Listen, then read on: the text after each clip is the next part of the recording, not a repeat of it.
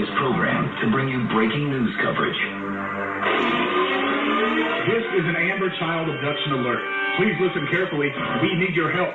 At approximately 2 p.m., 4-year-old Marsdan Ellis Harp was abducted from 9611 Dawning Court, Austin, Travis County. Marsdan Ellis Harp is a white male. He is approximately 3 feet, 9 inches tall, weighs approximately 42 pounds, has brown hair and brown eyes. Marsdan Ellis Harp was last seen wearing a black t-shirt and black shorts. The suspect is described as Selena Jean Harp, white female, birthdate 6/24/1981. She was last seen traveling south on Mopac at 2244 in a dark green 2010 Ford Fusion. Texas license plate number LGV3638. If you have seen this child or have information about the incident, please call Detective Andrew Hoffman at 512-264-5457 or call 911 immediately.